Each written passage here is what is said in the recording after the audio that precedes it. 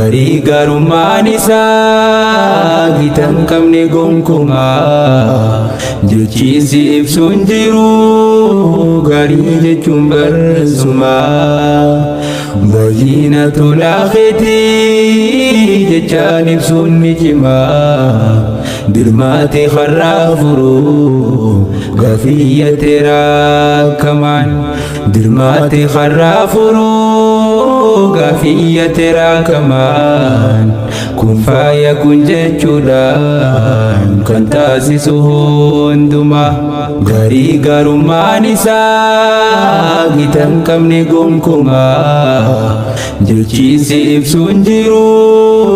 garii jechuun barsumaa bayyinatul aakhirati jechaan ibsuun ni cimaa dirmaate kharraa furuu gaafiyya teeraa kamaan dirmaate kharraa furuu gaafiyya teeraa kamaan kun faaya kun jechuudhaan kan taasisu hundumaa bishaan irraa nu uumtee nu goote dhalaa namaa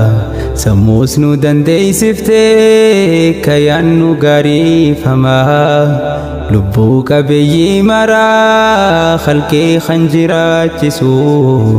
khaznaansaa hundaa ga'ee obaasee kan nyaachisu abbaa ogummaa hundaa mootii mararraa kee dubbatameen dhumu rabbii hunda gaararraa ajjeesuuf jiraachisuun amriin hundinuu siinii fedhaa qinbatee galtee aduus hataatu jinii siin dukkanaa'ee ifaa sumaan bari'aadhinii siin dukkanaa'ee ifaa sumaan bari'aadhinii kafaltii tokko malee baraa jireenyaa guutuu tolaa nurratti oolteef beenyaa waan nurraan fuutuu yaa arjaa gitan qabne bareedaa harkii bal'aa mootii adabuun duraa sirreessuu fedhuu jallaa osoo nuti jallanne ajaaja kee dabsinu galgaalaaf ganama soo dangaa kan kee cabsinu akka keenya waan laaltu hin jarjartu namatti kanuma farrabni koo yeroo hunda si faarfatti kanuma farrabni koo yeroo hunda si faarfatti garii garummaan isaa gitan qabne gonkumaa jechiisi ibsuun jiru garii jechuun barsumaa bayyinatul aakhirati jechaan ibsuun ni cimaa dirmaate kharraa furuu gaafiyya teeraa kamaan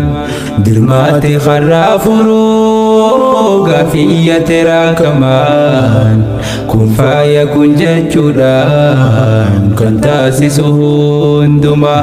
fedhiin kiyyanni guddaan si wajjin nagaa tahuu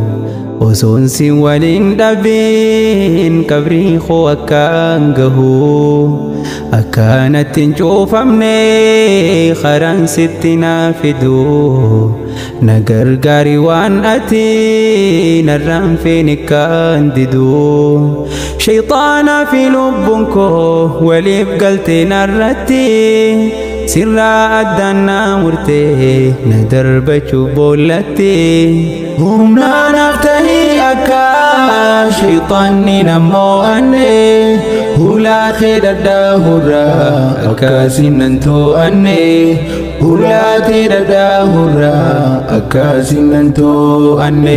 dhengadda taatu sarraa boruu yoo taates qalee karaan nama baasu waan jiru karaa isaa malee anga'aa gandaa namaa mootii jalqabaaf dhumaa injiru lamaaf sadii tokkichi jiru sumaa